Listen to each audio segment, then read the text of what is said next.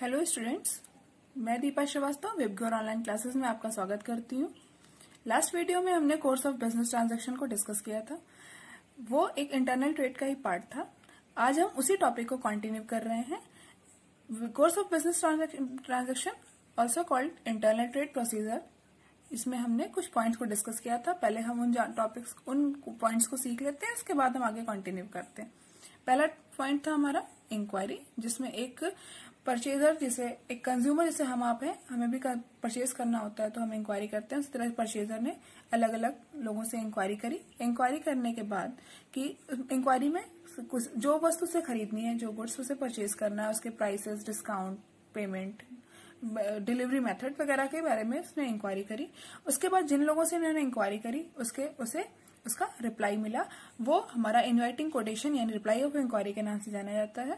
और उसमें हर एक सामान का पूरा डिस्कशन करा जाता है, पूरा उसके बारे में बताया जाता है।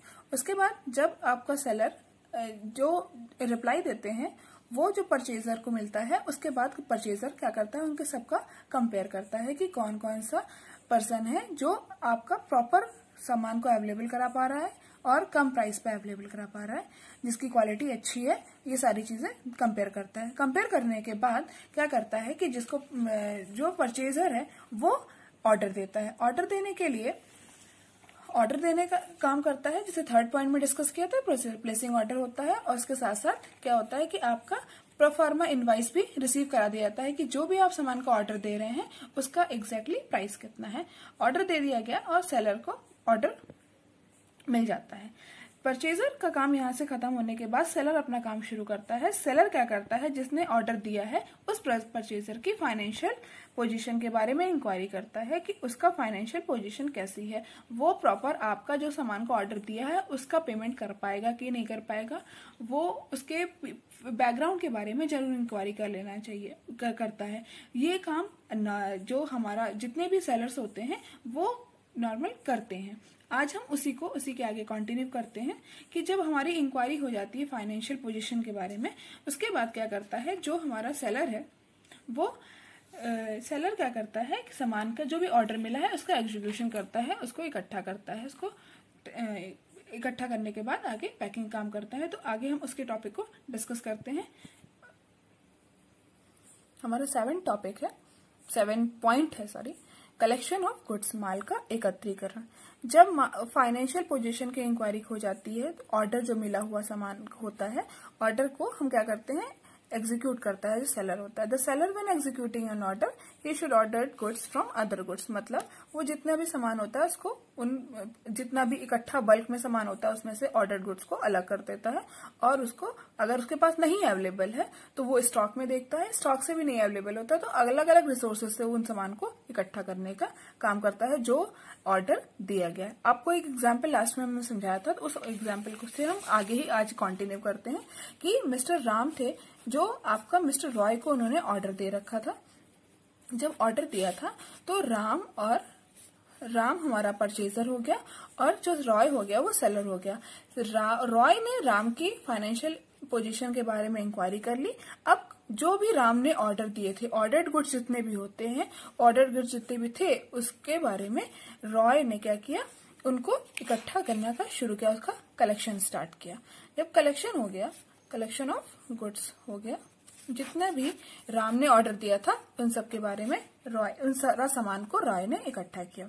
जब रॉय ने सामान को इकट्ठा कर दिया तो क्या किया, पहले अगर राम ने कोई पर्टिकुलर आपका स्पेशल ऑर्डर दे रखा है कि आपको इस सामान की इस तरह से पैकिंग करनी है, मतलब उसका कोई अगर स्पेशल ऑर्डर है तब तो ठीक है कि हाँ जिस तरह से राम ने रॉय को ऑर्डर दिया था उस हिसाब से रॉय पैकिंग करेगा।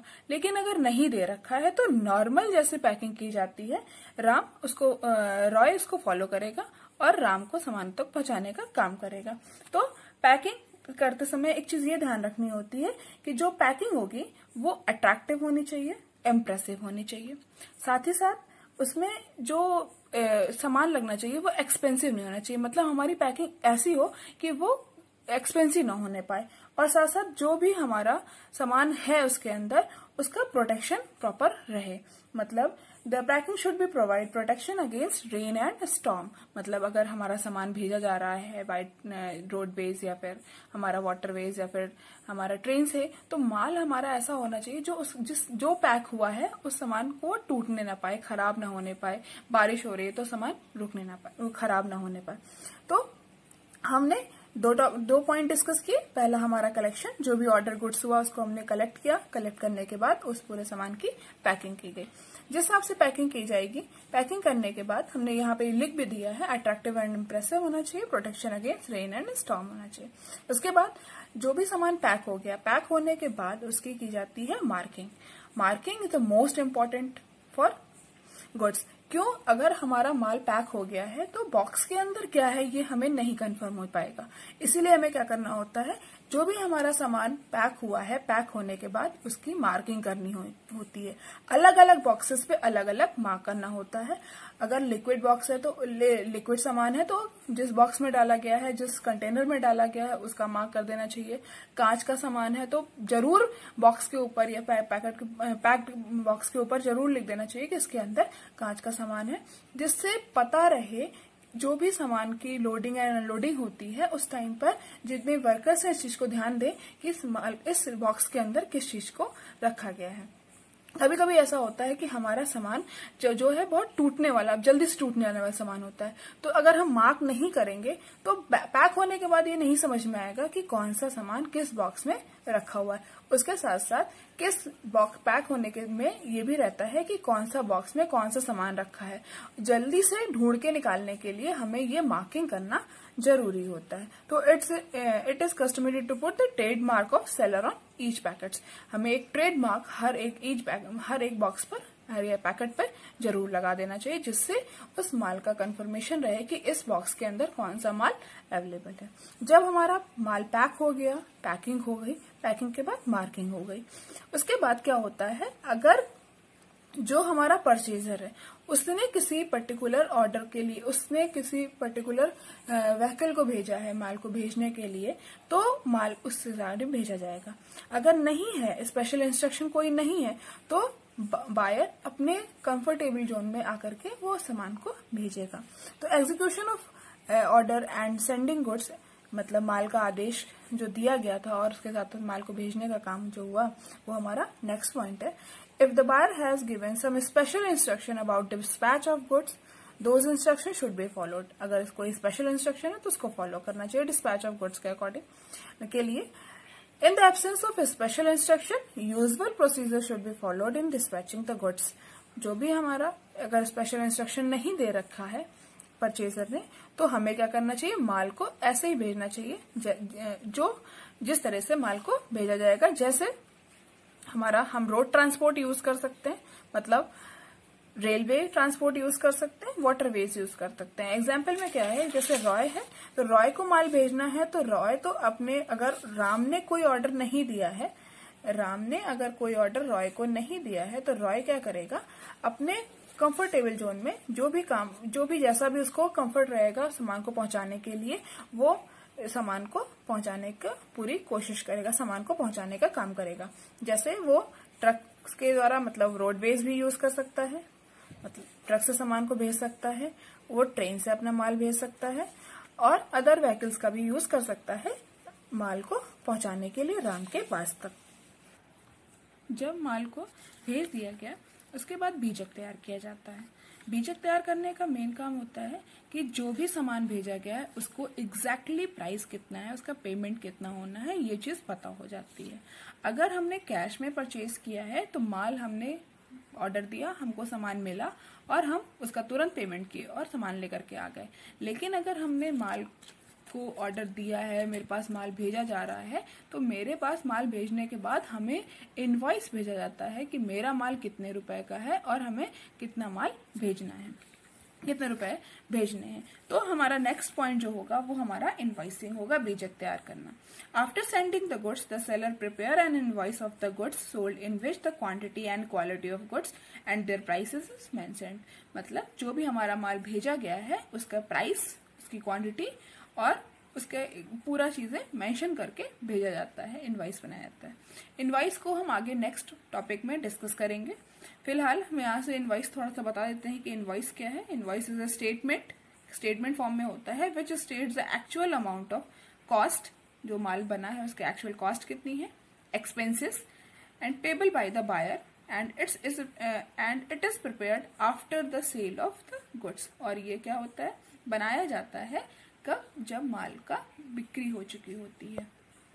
माल की बिक्री होने के लिए पहले क्या होता है कि जब ऑर्डर दिया जाता है तो एक प्रोफार्मा इनवॉइस बनाया जाता है जिसमें ये पता चलता है कि हाँ, अगर हमने इतना सामान को ऑर्डर दिया है तो मुझे प्रॉपर इतना पैसा लगाना पड़ेगा, मुझे एक आइडिया मिल जाता है। लेकिन जब हमारी सेल हो जाती है, हमें ऑर्डर, जो भी हमारा सामान मैंने ऑर्डर दिया है वो सामान का ऑर्डर होने के बाद मुझे वो माल भेज दिया जाता है, मतलब आफ्टर सेलिंग, तो मुझे एक्चुअल प्राइस पता चल जाता है, तो जो हमारा इनवॉइस में मेंशन किया जाता है। इसके बाद जब इनवॉइस बन जाता है तो क्या होता है कि सेलर लेटर ऑफ एडवाइस भी भेज देता है कि हाँ, हमने आपका माल भेज दिया है, अगर आपको कोई प्रॉब्लम है तो आप उसको बता सकते हैं। ये सारी चीजें होती हैं। उसके साथ साथ ये भी बता देता है कि हमने अब माल भेजा है, आप अपने माल की क्या कर लीजिए, डिलीवरी ले लीजिए, माल की सुपुर्दगी ले लीजिए। माल भेजा जब जाता है तो 2 रिस्क के बेस पर भेजा जाता है। कभी कभी होता है कि जो ओनर है यानी जो सेलर है उसके रिस्क पर भेजा जाता है माल। रास्ते में माल खराब होता है तो पूरी जिम्मेदारी उस सेलर की मानी जाती है। लेकिन कभी कभी ऐसा होता है कि जिसने ऑर्डर दिया है यानी परचेजर, उसके ऑर्डर पर माल को भेजा जाता है और उसके रिस्क पर भेजा जाता है। यहाँ से उसने माल भेजा और जो भी सामान का पेमेंट करना हुआ, रास्ते में अगर कोई सामान खराब हो जाता है तो उसकी पूरी जिम्मेदारी क्या कर दी जाती है, परचेजर पर डाल दी जाती है। तो वो आगे फिर परचेजर की जिम्मेदारी होती है, वो माल को देखता है। उसके बाद हमारा नेक्स्ट पॉइंट आता है taking delivery of the goods. As soon as the buyer receives intimation about the dispatch of the goods by the seller, he takes necessary step to take delivery of the goods। मतलब अभी मैंने बताया कि जब माल को भेज दिया जाता है तो उसका इन्फॉर्मेशन दे दी जाती है, सेलर इन्फॉर्मेशन दे देता है बायर को कि हाँ, मैंने माल भेज दिया है, आपके पास तक इतने दिन में माल पहुंच जाएगा। तो उसका जैसे इंटीमेशन उसे मिल जाती है इन्फॉर्मेशन, तो वो क्या कर देता है, अपने माल की सुपुर्दगी लेने के लिए यानी माल की डिलीवरी लेने के लिए वो पहुंचता है। अगर माल गाड़ी से भेजा गया है यानी रोडवेज का कोई यूज किया गया है, ट्रक से वगैरह भेजा गया है, तो उसके शॉप तक या उसके गोडाउन तक माल को पहुंचा दिया जाता है। लेकिन अगर माल ट्रेन से भेजा गया है या वाटरवेज में शिप से भेजा गया है तो माल की डिलीवरी लेने के लिए उससे जाना पड़ता है। माल जब पहुंच जाता है तो माल की डिलीवरी ली जाती है। डिलीवरी लेने का मतलब है माल की सुपुर्दगी ली जाती है। और उसके बाद क्या होता है, नेक्स्ट पॉइंट आता है settlement of complaint. After receipt the goods in packages, the packing will be opened up and contents will be compared with the purchase order. If the goods have been stolen or damaged in transit, a formal complaint and claim in prescribed form. जब माल पहुंचा, हमने delivery ली, मतलब जो हमारा purchaser है उसने delivery ली। हमारे example में मिस्टर राम थे जिन्होंने सामान की डिलीवरी ली होगी। राम ने सामान की डिलीवरी ली, डिलीवरी लेने का मतलब माल को उसने अपनी सुपुर्दगी में ले ली। सुपुर्दगी में लेने के बाद वो क्या करेगा, पूरे माल को कंपेयर करेगा, उसका पूरा देखेगा कि जितना उसने ऑर्डर दिया था वही माल आया है कि नहीं आया है। माल का पूरा कंपेयर करेगा, जितनी क्वालिटी का मांगा गया था वो माल उतना है, क्वांटिटी जिस प्राइस का मांगा गया था। इसीलिए जब ऑर्डर दिया जा रहा था तो उसकी 2 कॉपी बनाई गई थी कि एक वो खुद अपने पास रख रहा था और दूसरा वो सेलर को दिया था। यहाँ पर क्या किया है, वही ऑर्डर जो उसने दिया था उसी ऑर्डर फॉर्म पे क्या करेगा, उसी ऑर्डर फॉर्म से उसने पूरी कंपेयर करेगा कि जो माल आया है वो माल वही एग्जैक्टली माल आया है कि नहीं आया है। अगर माल से वो सेटिस्फाई हो जाता है तो नेक्स्ट वो क्या कर देता है कि उस सामान का तुरंत पेमेंट करवा देता है, भिजवा देता है। नेक्स्ट पॉइंट है payment. If the buyer is satisfied about the quantity and quality of goods, he will be take payment to the seller by check, draft या और bill। मतलब वो उसका पेमेंट कर देगा। चेक से पेमेंट कर सकता है, बिल ऑफ एक्सचेंज भी दे सकता है या फिर ड्राफ्ट पेमेंट कर सकता है। लेकिन अगर उसने माल कंपेयर किया और वो माल हमारा सही नहीं हुआ, मतलब माल हो सकता है रास्ते में चोरी हो गया हो, डैमेज हो गया हो या फिर और भी कोई प्रॉब्लम हो सकती है, तो उसके खिलाफ वो क्या कर सकता है, कंप्लेंट कर सकता है और उसकी पूरी तरीके से सुनवाई की जाएगी।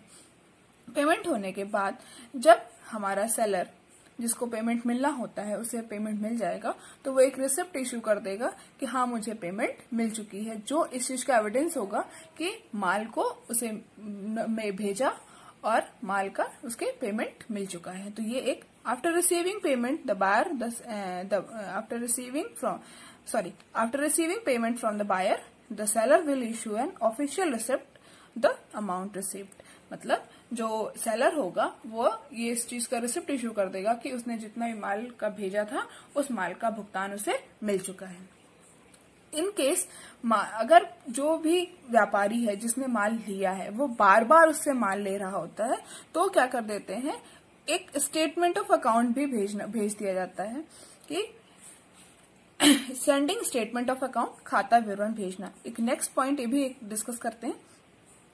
In case of regular customer, the seller periodically sends to the buyer a statement of account showing how much payment has the buyer made and how much amount is still outstanding। अगर हमारा जिसने माल purchase किया है, जो purchaser है वो regular customer है, मतलब जैसे हमारे एग्जांपल में मिस्टर राम जो थे वो रॉय के अगर रेगुलर कस्टमर होते तो क्या कर देते, उनको एक स्टेटमेंट ऑफ अकाउंट बना के भेज दिया था कि आपने इतने रुपए का माल परचेज किया है और आफ्टर आप इतने रुपए, अभी आपने इतना पेमेंट कर दिया है, अभी आपका माल इतने बचा हुआ है। जिस चीज में ये पूरी पीरियडिकली या 3 मंथ्स या 4 मंथ्स या फिर 6 मंथ्स या ईयरली भी कभी कभी बना के भेज देते हैं, लेकिन ज्यादातर 3 मंथ्स का होता है, बना के भेज दिया जाता है, जिससे ये पता रहे सेलर को भी और परचेजर को भी कि कितना माल भेजा गया, कितना पेमेंट हो चुका है, कितने का पेमेंट अभी बचा हुआ है।